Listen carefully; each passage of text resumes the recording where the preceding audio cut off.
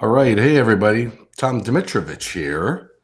And today is Tuesday. So hopefully you're getting everything ready today for a good tech day. Because today we're going to talk on IAI News Live about elevators. And I wanted to let you know that is going on. Just got back from Bogota, Colombia, and we had a really great electrical safety workshop down there. A lot of great attendees, a lot of knowledge. I was very impressed and very happy to be a part of the first I the first IEEE electrical safety workshop in Colombia. And I tell you what, Latin America, we are going to be increasing safety, and we are going to be focusing to help raise awareness on how to save lives through the proper safe use of electricity. So great discussion down in Bogota this week. Let's just double check and make sure. So we have been talking about service equipment.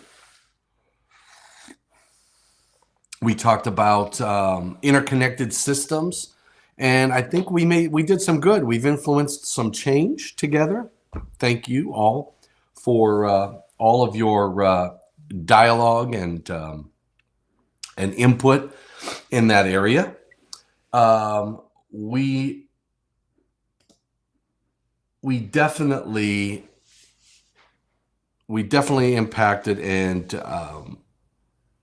helped steer some of the requirements around Article 230 and 705, moving into the 2026 code cycle. So we'll see what happens in the 2026 code cycle, but we had some really good, healthy discussions during task group meetings.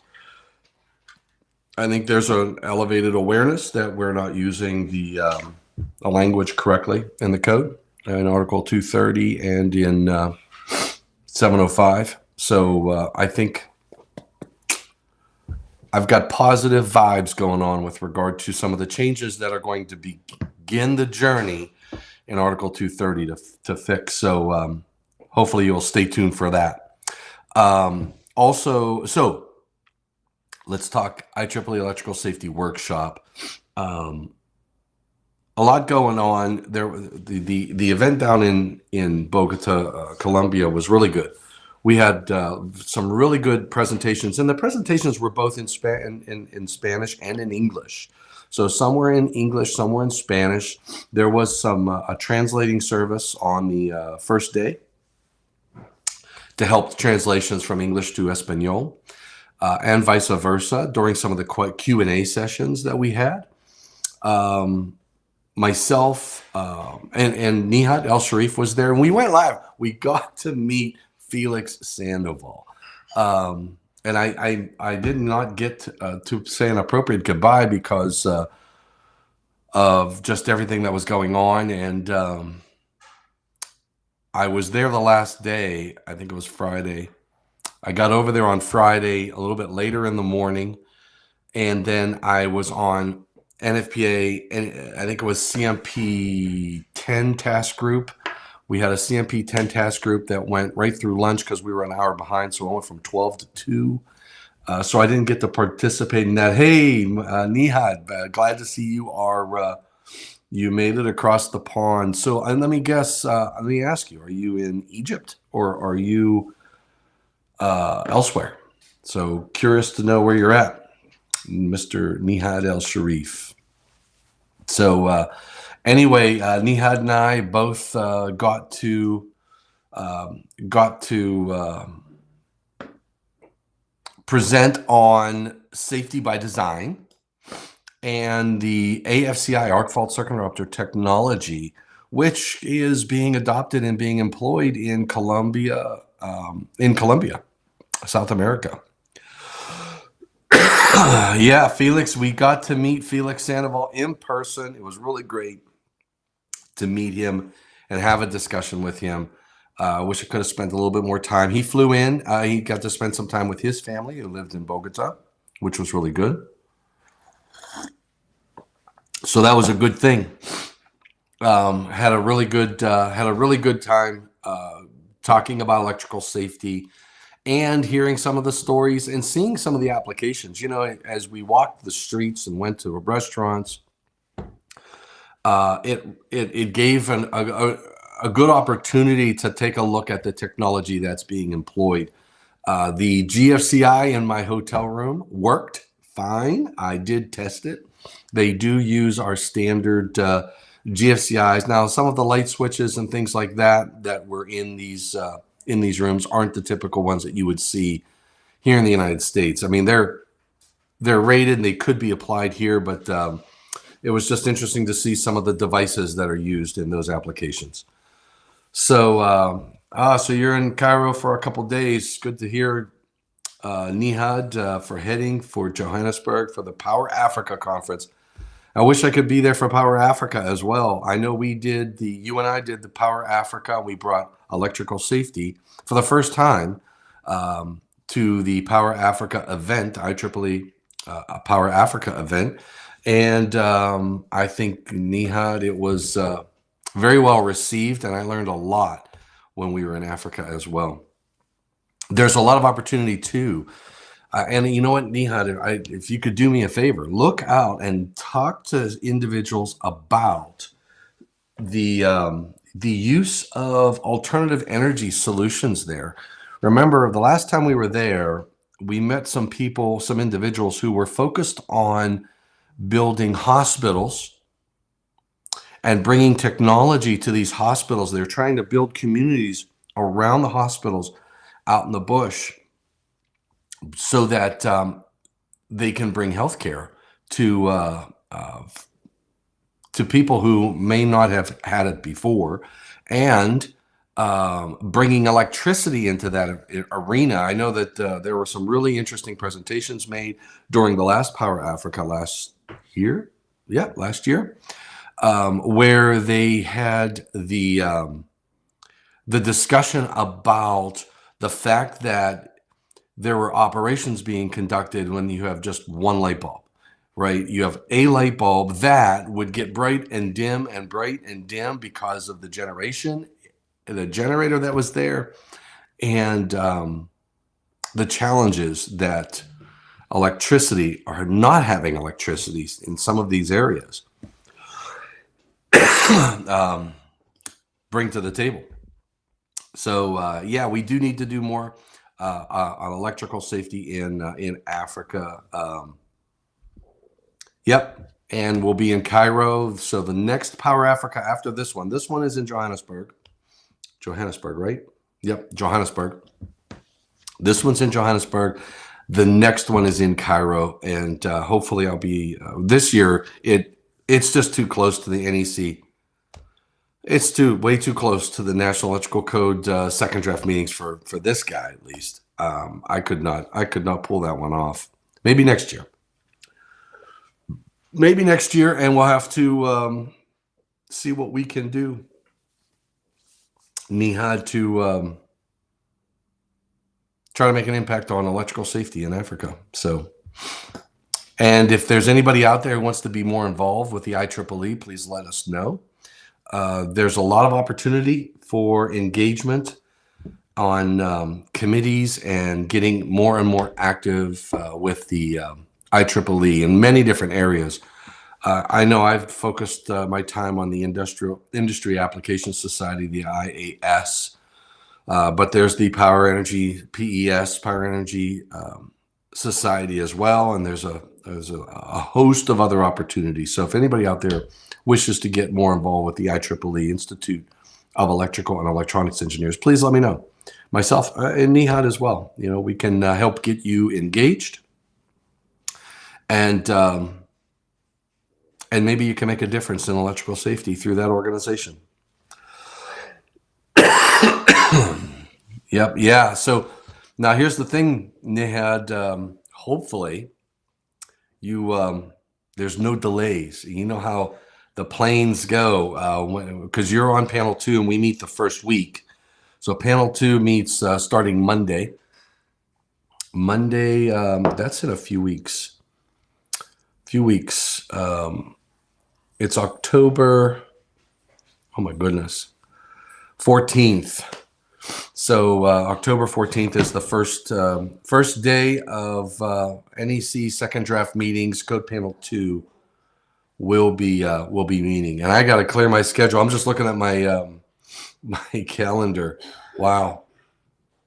And the IAEI News Lives, we're going to have to, you know what I'm thinking, Nihad, for IAEI News Live, we probably should, in the evening, maybe record a session to talk about some of the things that are going on in the second draft.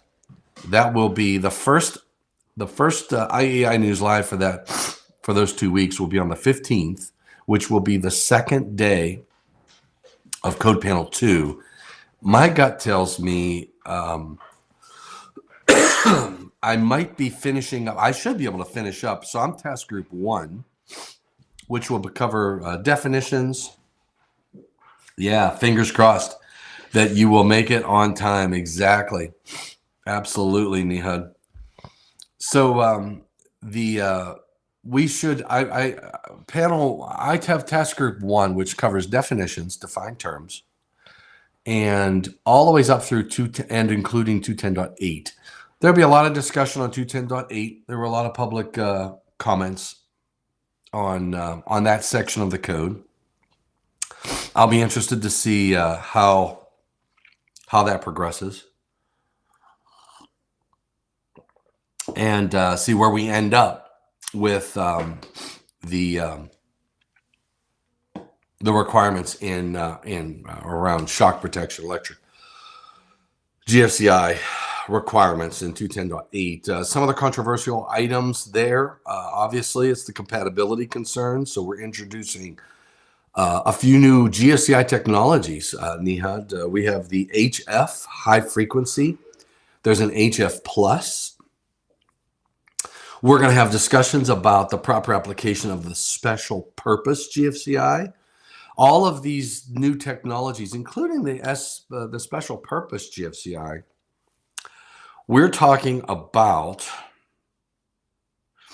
basically providing options on the table for shock protection, at least until we get some of the UL standards around appliances and HVAC equipment to continue their journey to change. That's the challenge with GFCI technology. It's unforgiving technology. When current goes outside the path, we're going to open. So the challenge is that when you have current going outside the path, how do we still provide shock protection, but yet let the equipment function? And we experienced some of these challenges when GFCIs were first introduced into the industry, and we've worked through those, come a long way on shock protection. And we are continuing that journey because we've expanded beyond 15 and 20 amp circuits. So, hey, Dan, what's Dan's got to say? Dan says, from what I could disseminate from the first draft and the Core Lane Committee reports, it looks to me like y'all have already started on 20. Dan, I'll tell you what.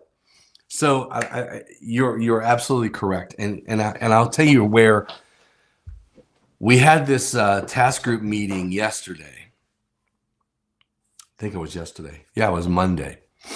On panel 10, we're starting to realize, well, what we realized on this channel through the IAEI News Live events when we focused on Article 230 and interconnected systems, we realized we're not using 230.82 correctly. It is poorly written. It is in error.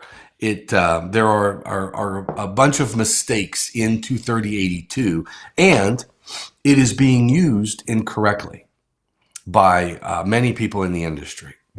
So we had this discussion yesterday.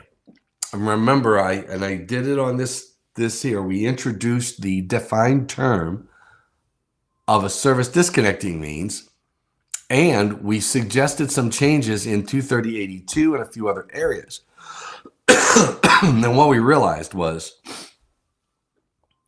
it added too much clarity because it highlighted the fact that 23082 is pretty screwed up.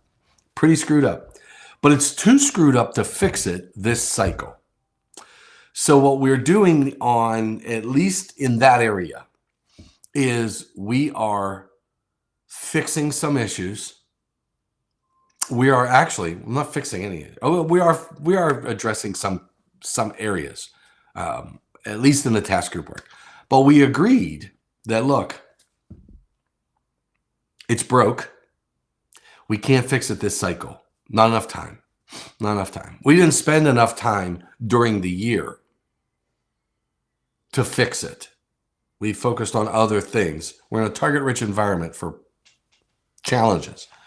So what we're going to do is we're going to punt forward, and we're going to get a task group together for next cycle to clean it up. But what you are going to see, hopefully, I believe this is, we've all agreed on this so far. We are going to be taking 23082 and itemizing the list, because right now there's lists inside of lists, and you can't do that in the code. I mean, so what we did was we're taking each of those line items where we have multiple unrelated pieces of equipment or systems, and we're breaking that out into the list. And what you're going to notice is it'll say, like photovoltaics, great example. PV is a good example. Fire alarm system or fire pumps is another good example. And I've had calls and we've had discussions and debates on both of those topics: fire pumps and photovoltaic, alternative energy systems. 23082 says you can have service equipment on the line side of service equipment, which doesn't make sense.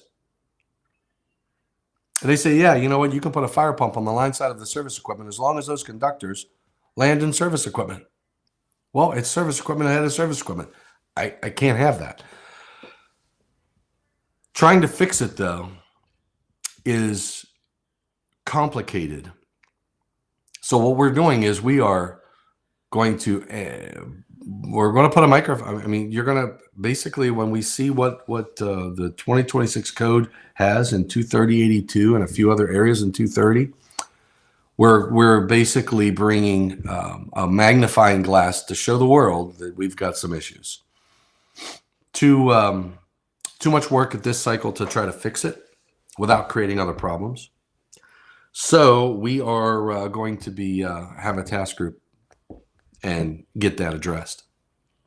So in any case, we did some good there. But today on IAEI News Live, what I want to do is focus on an area that honestly I'm a fish out of water, and we're going to be a fish out of water together on elevators. We're going to chapter 6. Remember, chapters 1 through 4 apply generally. Chapters 1 through 7 can modify 1 through 7. So we're going to be in chapter 6, and we're going to focus on elevators. Now, elevators is in Article 620, which has a little bit more than just elevators. But my thoughts are that let's just walk through. We're going to do, this will be the first. Remember when we did Article 230, I did one session. I said, let's talk services.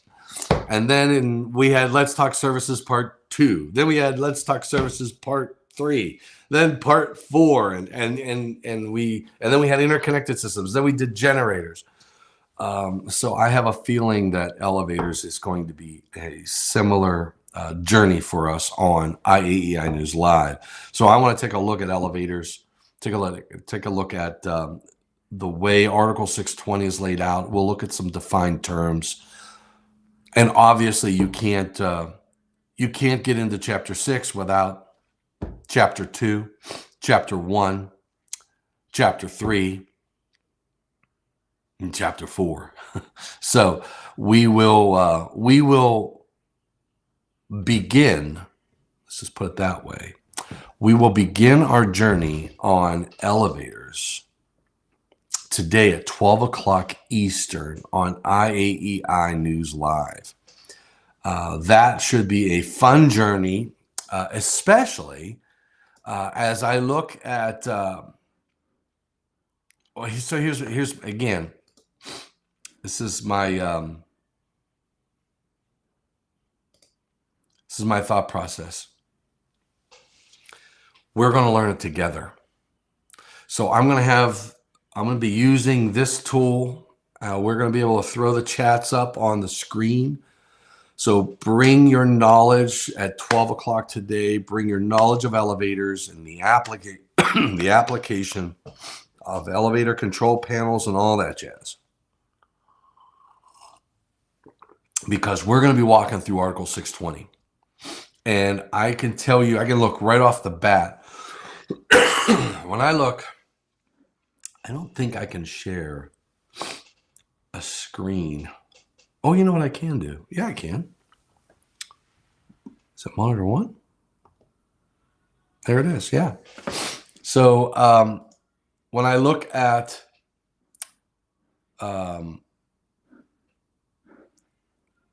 remember, get your copy of, make sure you bring your copy of NFPA link, because we're going to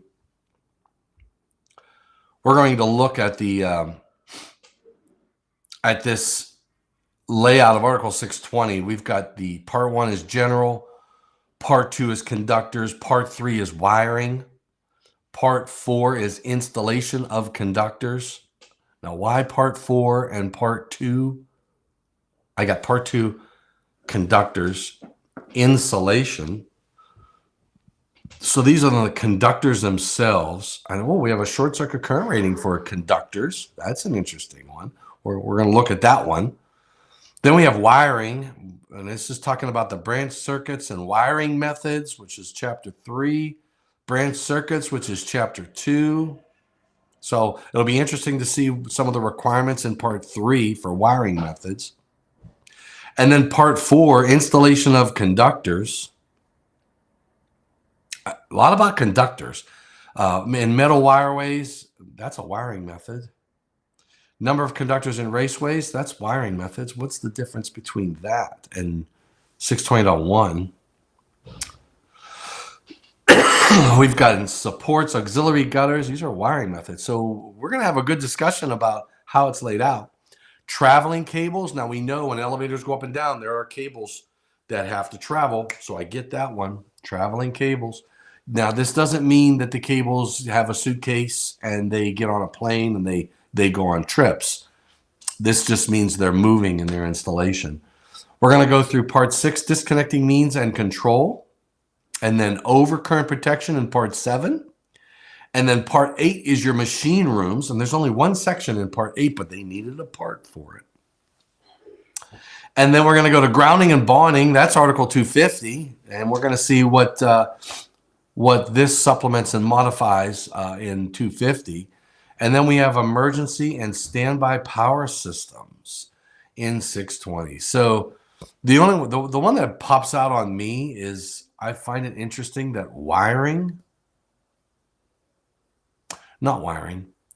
conductors have a short circuit current rating that modifies chapters 1 through 4. So that will be an interesting discussion today at, what Nihad? Nihad's saying that his knowledge of 620 doesn't exist. Well, Nihad, mine doesn't either, but that's never stopped me. So don't let that stop you, and let's get involved and ask the right questions. And that's how, A, we either improve our knowledge of the code, or B, find public inputs for the 2029 Zoot cycle. And who else we got here? We got Monica Yamas. Monica, well, you're going to want to join in on our discussion at 12 o'clock. So please feel free to tune in at 12 o'clock Eastern today, where we start talking about elevators. And I want to focus in on elevators. Now, I know the title of 620 is elevators, dumbwaiters, escalators, moving walks, platform lifts, and stairway chair lifts. Now, I know stairway chair lifts, we'll see those in residential dwelling units. Platform lifts, I'm not sure what that is, but we're going to have that discussion. Moving walks, I know what a moving walk is. Yeah, I go through many airports, and I'll tell you what, I wish the Miami airport had a few more moving walks than what they do. I'll tell you that much. Oh yes, Nihad, you'll love this. And here's Monica. Monica says, "Don't let it stop you." Exactly. That's that's how we all learn. The first part of learning is recognizing you don't know anything. All right, and here we go, Nihad. And I like your fancy mug. I'll tell you what, ESW Columbia, this mug,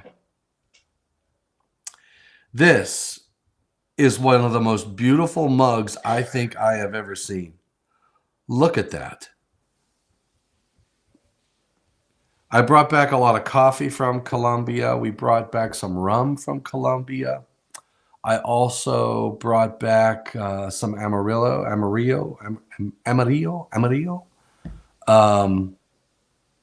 So we had some really good.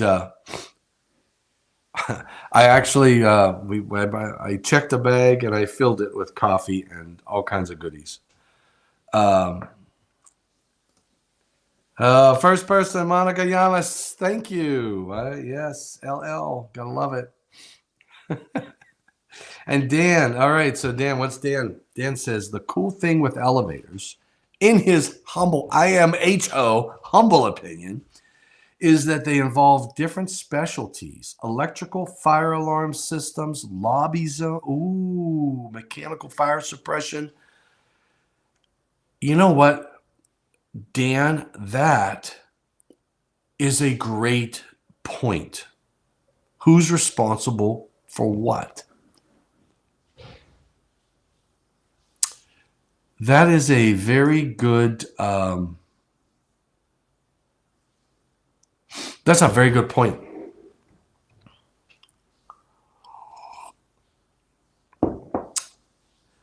We had a discussion on this, Dan, at the Western Section meeting. We had a panel of experts. I can't believe the Western Section meeting is over. It was a blur when it was going on. There was so much planning involved. I didn't think things would come off well, and I think they did. At least I hope they did. Haven't had any negative feedback. But in any case, we had a session that talked about the building codes and the overlay with the electrical requirements, because we have energy code requirements. We have like ASHRAE 90.1. We have life safety codes, fire codes, NFPA 1. We've got so many different other building codes. And you raise a very good point that this is a good example of where these building codes overlap probably significantly high. Dirty Mike has stepped in the house. We've got Dirty Mike in the house. Platform lifts. Those shoes from the 70s. Yes, exactly. And I remember in the 70s, when I was a kid, Dirty Mike, I had a pair of black shoes with heels that were about 2.5 inches high. And I mean, that was when you had disco and all that jazz. So I have 3 pairs. I have 3 pairs in my closet. My heels today are cowboy boots. So that's my idea of a lift, of a platform lift, is are cowboy boots. So I think my heels on my cowboy boots are probably well, the ones I wear the most they're short. They're short. They're about maybe an inch, but I do have a dress pair and they're about 2 inches, I think. I don't know. So We won't be talking about those during our session. I think they mean a different type of platform lift. Mike, I'll just call you Dirty Mike. DM. Hey, if somebody says, "Hey, will you DM me?" Does that mean, "Hey, will you Dirty Mike me?" I don't know. Oh, we got a laughing emoji. Beautiful. It didn't show up. It just showed up blank. I figured I'd have to hit display to figure out what it was. All right, so 620 should prove to be a really interesting discussion. If there are other references, Dan, if you can think of other NFPA or building codes, think of the building codes, because here's what I think we don't do enough of. We talk a lot about NFPA 70, but what about the International Building Code? What about the IBC and other types of building codes that could impact an elevator installation? And why do they call them dumbwaiters? I mean, is that politically correct? It's a dumbwaiter. I don't know. I mean, that's the title. In the title of Article 620, they have elevators, dumbwaiters. I mean, escalators, moving walks, all those. But, I think we need to focus on, who invented the dumbwaiter? Anybody know? I know who invented the dumbwaiter. I read a book a long time ago about this gentleman. And because he had the same first name as me, and I found him very interesting. I went through a phase of my life when I was interested in others who had the same name as myself, at least the first name, because I had a lot of relatives who had the same last name. My father came from 12 kids, so. But Thomas Jefferson invented the dumbwaiter years ago. So we can blame that non-politically correct name on Thomas Jefferson. All right. Here we go. The term dumbwaiter comes from the fact that the lift was intended to be a silent servant, similar to the outdated term dumb for someone who doesn't speak. See? That's not a good word. They should have called it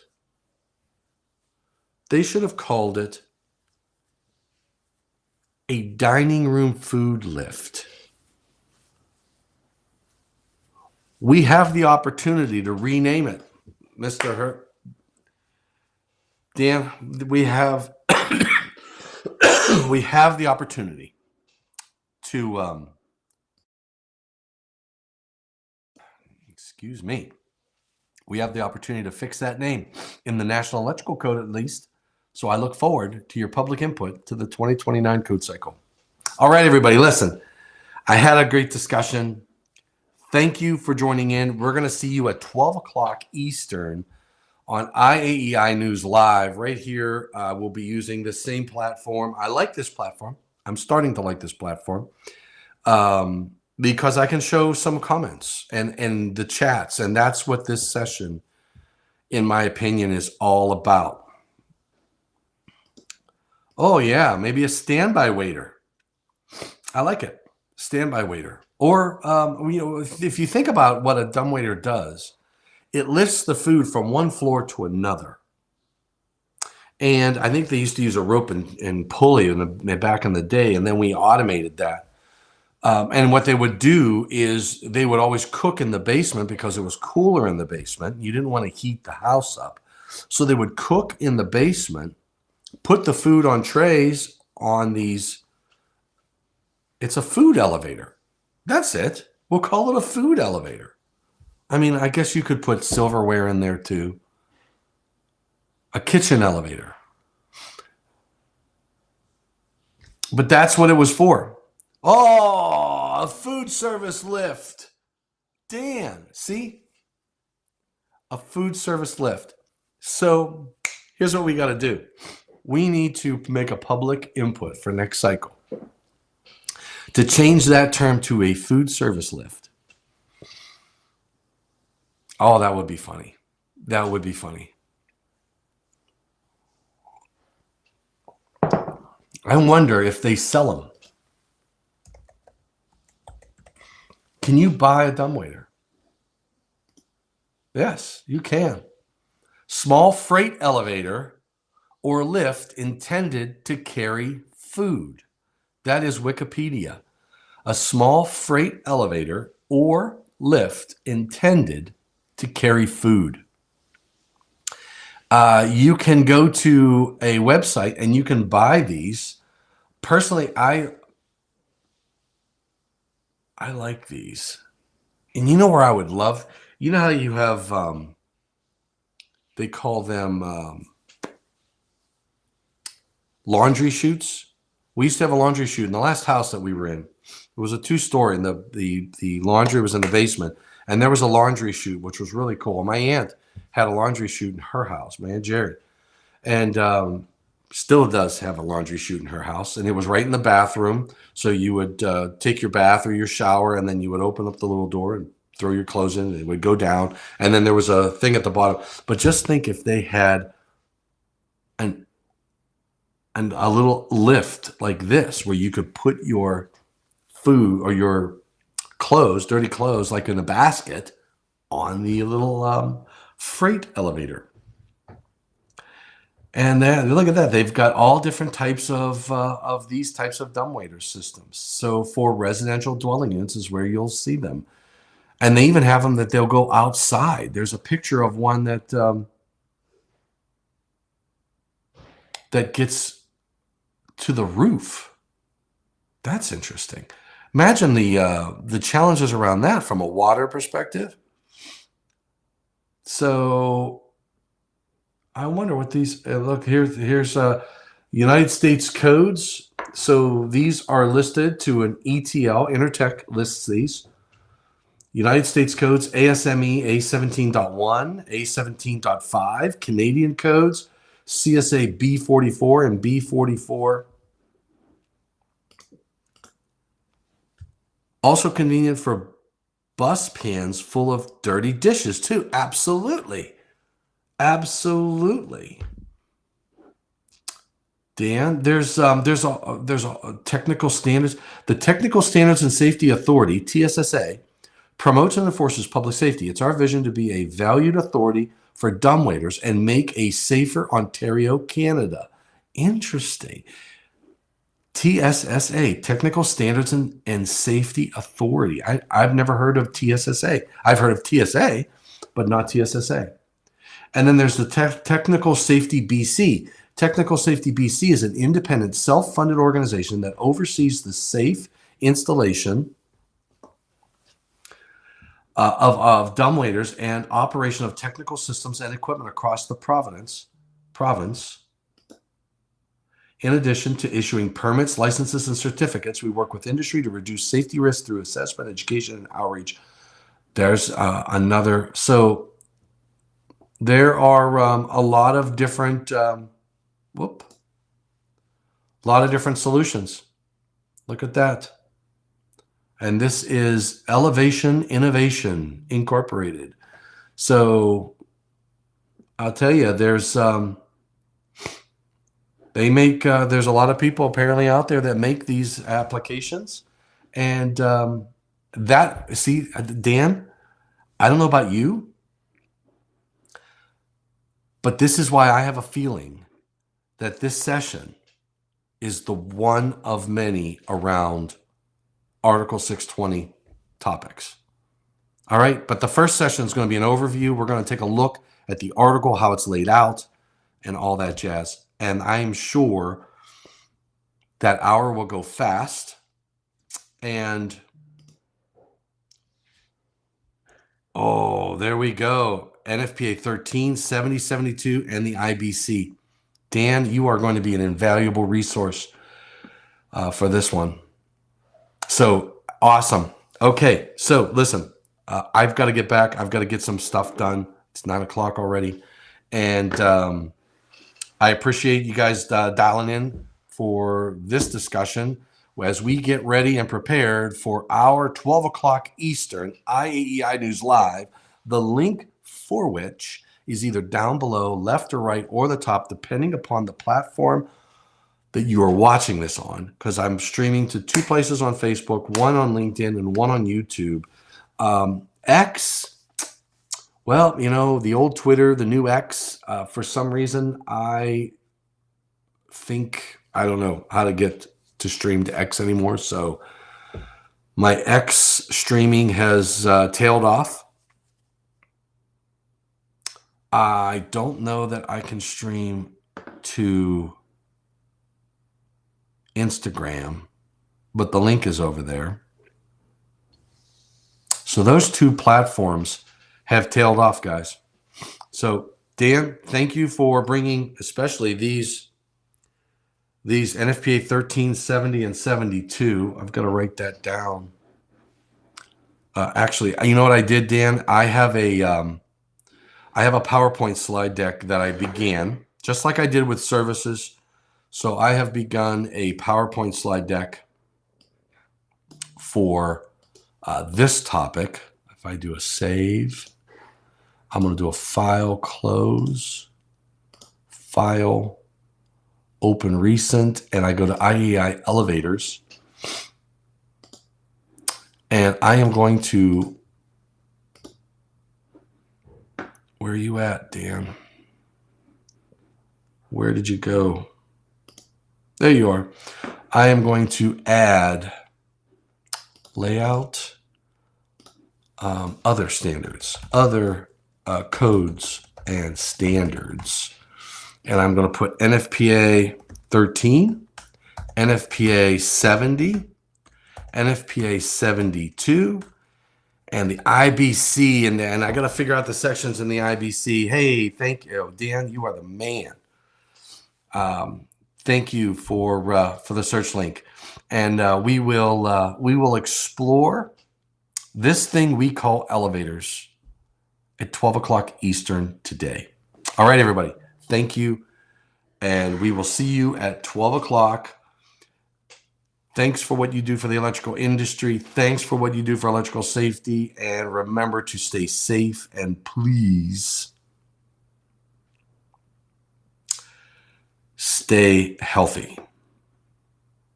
All right. Show. And I'm going to sign off for now. So I'm going to take off. Take care. Stay safe. We'll see you at 12 o'clock Eastern.